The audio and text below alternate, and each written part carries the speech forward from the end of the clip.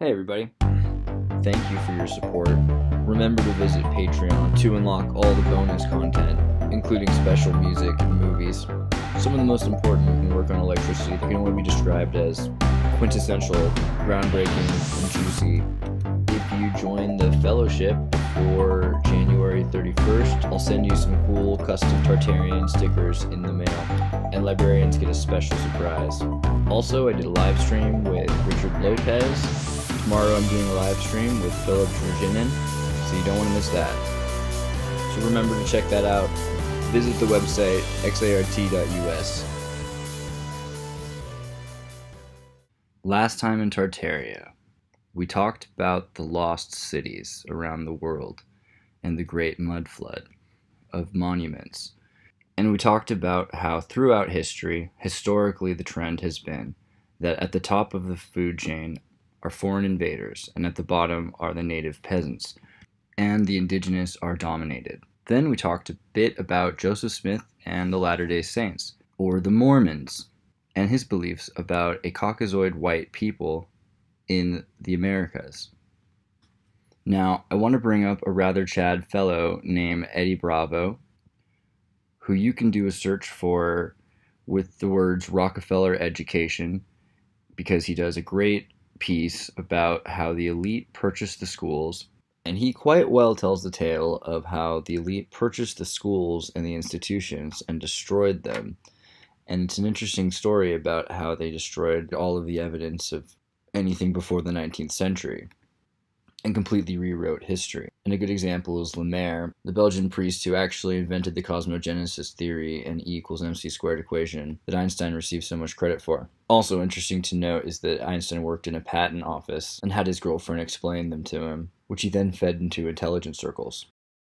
And they replaced them with alchemists, which means the study of Kemet, as opposed to the study of La Hebra, because the is el in La in Arabic and Spanish, forwards and backwards. There actually is no word for the in Latin, just suffixes. Incidentally, there are no vowels in Hebrew either. And that gets us into the Tarot, Torah, Tantra of Tartaria. And the concept is basically, because you cannot trust any of your senses except the reflection of everyone else, except those measured by each other, we use a shared lens in order to create a reflective identity that we use to describe each other. But as people are questioning whether they're living in a simulation or stimulation, shared reality is not a simulation. Simulation theory is correlated a lot with video games and people losing connection with their bodies and what happens when they fall playing a video game. And the difference in a generation raised playing Tony Hawk versus falling and hurting themselves on a skateboard. When if we are waves and particles being bombarded, this is more of a stimulation, albeit perhaps a greatly distorted one. This is why there is an effort to convince us that we are living inside of a simulation.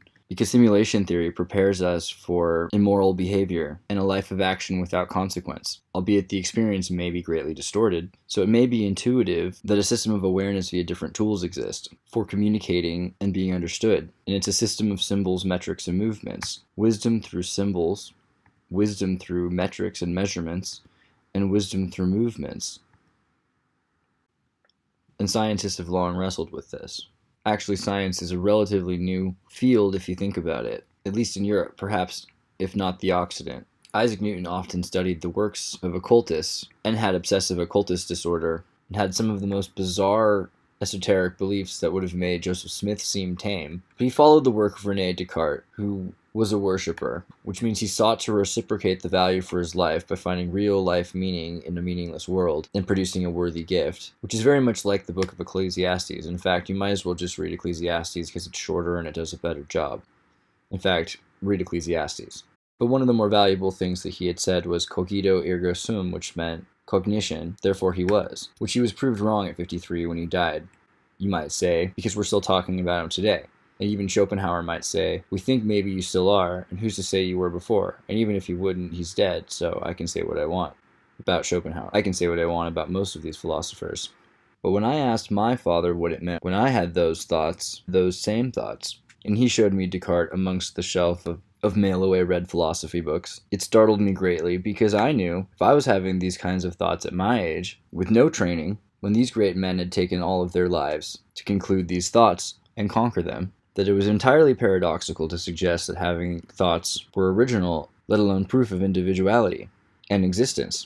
And these are rather distracting thoughts to have when you're rather young, And these are rather distracting thoughts to be having when you're supposed to be doing homework, because you're forced to wrestle with the question of what's the point of doing homework, because one can't help but wonder if not doing the homework was part of some sort of divine purpose, or at least the way things were meant to be in some sort of Calvinistic sense of destiny. And where is that range of choice that you have if perhaps you're unable to defy that reality? And of course, who are you to question that something or nothingness? Because who's to say it has to be something, I guess? But it borders on the veil of nihilism, which even with the existential bliss is a hard sell, and perhaps gives away the evidence of some sort of valuable merit-based reality. But I find it funny when people argue about religion or say they don't argue about religion, because it all boils down to one choice, or any choice at all. Because if you believe that you can make choices, then you believe that after the Big Bang, there's some sort of interaction between yourself and the rest of the world, and that the rest of the world is built up of interactions, of choices. Because if you believe in the expansion of stars retroactively proving the expansion of the universe from a Big Bang, then it's quite plausible we are nothing more than reactions to stardust bombarding into itself outward from some major point. But even in chaos, there are mathematics to describe the synchronicities that occur between seemingly disparate identities that, despite their apparent lack of correlation, are proven mathematically inextricably linked. Ordered pairs of fractals outwards responding and interacting with each other, including yourself, and all reality is just models of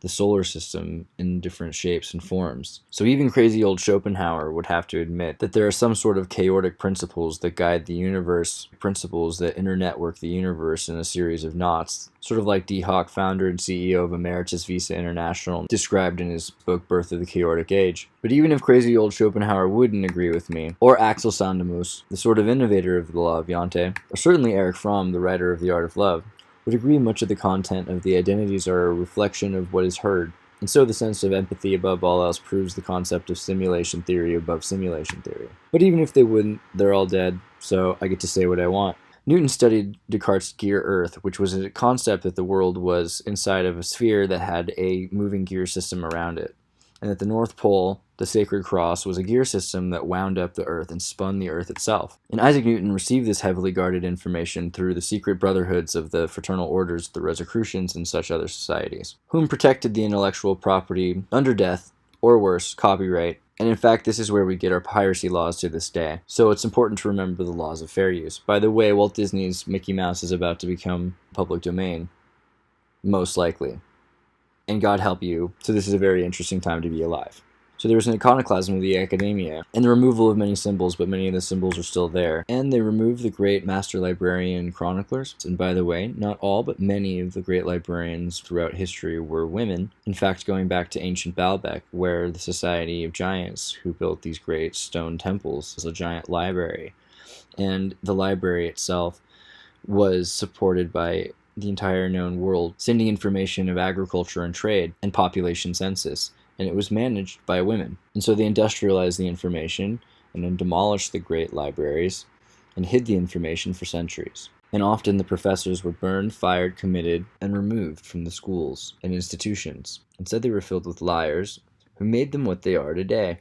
And this is a process I referred to in my political science paper on technocracy over a decade ago as Rockefeller-Luciferianism, or the pounding of money into swords. And we talked about the evidence of mud floods, or WICOs, a worldwide environmental disaster which devastates and impacts us to this day, and the subject of the lost civilization of Tartaria, which may have been an alarmingly civilized past that has been obscured from memory, that's been around us all along, but perhaps only now we're reaching a civilization advanced enough that we're able to see it. But it's been mentioned in history. Tartaria is nothing new. In fact, it's mentioned by Freemasons and maps alike. In fact, it's mentioned on maps and in journals across the world, even in the Civil War and the Franco Wars and the Napoleonic period. And while the idea of a great civilization that might have existed only a few centuries ago and then was completely lost might seem paradoxical and perceived as unscientific, there are many that are studying, critically analyzing these things around the world, and we're now looking for the truth about what happened in history and what Tartaria really was.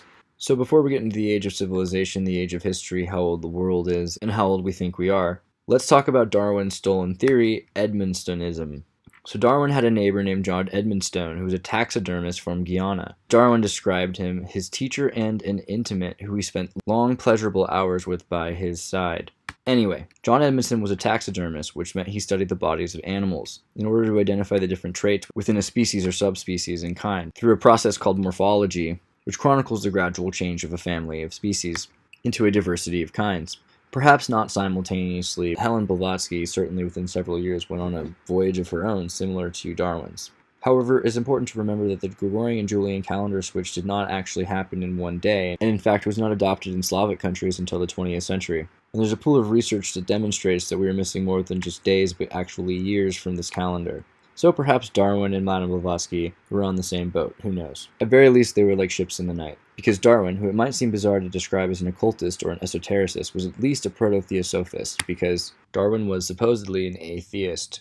And far be it from me to speak for atheists, as I am not one of them, but I think there is a certain difference between nihilism and the belief in nothingness than in the atheist religion, the religion without a god, which is what atheism is, and as Albert Pike described, a jargon of rude chemistry to describe to the materialists who wish to experiment to prove what pretentious philosophers had already concluded for thousands of years. There must be a hypothesis of confirmational bias that leads towards a positive resolution, and there must be materialists in order to evoke that positive evolution through material science and through trial, error, and work, in order to reach some sort of a unified conclusion that transcends matter and energy, or mind, matter, and spirit. And so the great work is uniting the opposites, and while that might only apply to the smartest of atheists, it's important to remember that there are dumb people of all faiths, and while there are those out there that seem to protect themselves from knowing what they seemingly already must, the more clever ones who use this sort of information to reach great potential have tried to use atheism as a means of de-anthropomorphizing God in order to look at man, in order to stop looking for man in the reflection of God, but the actual universe, under the philosophy that man is made in the image of God, not the other way around, not that God is made in the image of man. If you start to use the tools right, they do very specific things, regardless of why you do them, even if you do them for the wrong reason. There are consequences to actions, regardless of intention.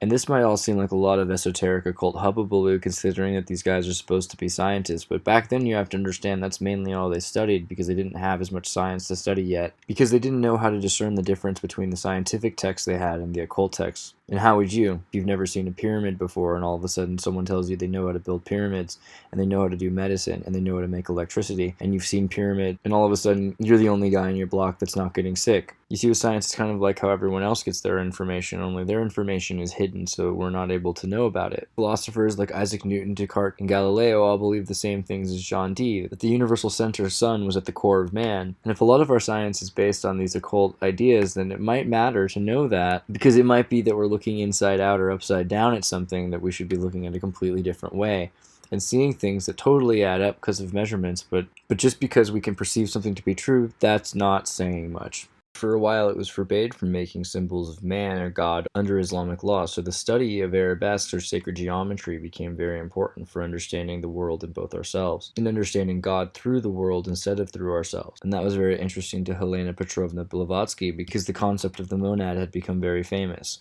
And the monad is very similar to an atom, but it's slightly more complex than an atom, because rather than describe only the identity of an atom, it describes an identity of an atom over time.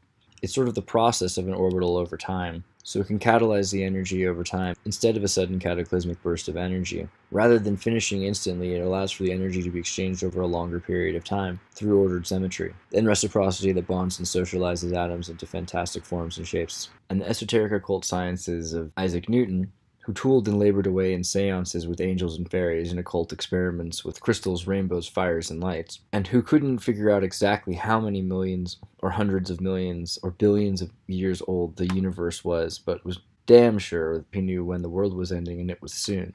These occult ideas of Darwin's stolen Edmonstonianism and the monad and Isaac Newton's occult scientific research gave rise to Blavatsky's esoteric evolutionary theory of her own, that essentially the human race is one mankind that evolved millions of years ago and mutated into the different forms we see today, and that someday the sixth race of man would evolve in California.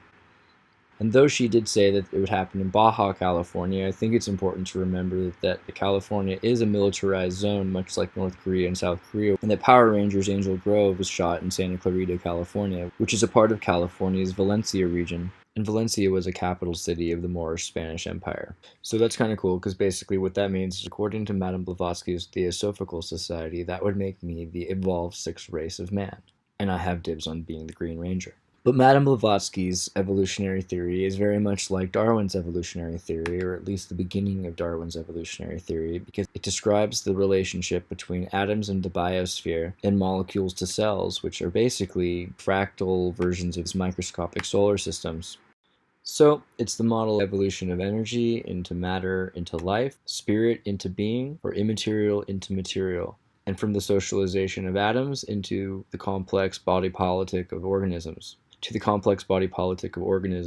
and their relationships with each other. And according to Blavatsky, there were other lands that were lost, such as Lemuria, where of course there were giants, but that they were lost, and after Atlantis, we the sixth are evolving from the fifth root race, which are comprised of the 5 races that were described in the 19th century. It's the concept that there is many kinds, but this is one race, that we are all in it, and we are evolving towards the goal of a superior peak form. And it's a race that requires us all to become one sixth race in the future, where not one wins above another. So, in many ways, Madame Blavatsky invented the human race. Also, if you're interested in learning more about the evolution from the Polar, Hyperborean, Lemurian, Atlantean, also if you're interested in learning more about Madame Blavatsky, I recommend checking out Gary Light's channel. It's videos on the root races of mankind, or just looking for the 7 root races, or Lemuria and Atlantis. But a lot of this has to do with the occult cosmology of spheroids and the idea of expanding consciousness. And Blavatsky had written of giant missing continents sunk underneath the ocean, where the human race actually came from. Which is interesting when you look at the idea of the expanding Earth, which if you look, there's a lot of room for missing continents, and in fact, Mercator maps have even shown evidence, and in fact, geologists have found many, that there could be this legendary land of Mu. And for those of you who were startled how casually I mentioned the flat Earth and globe in the same sentence, please remember that I promise we'll explain more about the Mercator-right projections of Mercator and many projections of maps, different projections of the Earth in different ways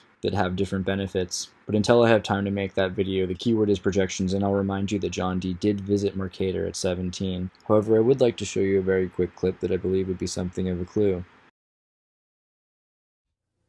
You have to understand the rules of the game. This sphere is made of an abstract elastic material that can stretch, and bend, and pass through itself. But you cannot rip or puncture this material without destroying it. I'll push the 2 halves right through each other. What about that ring around the equator? Remember, you mustn't tear or crease it. It is surprising, but watch this.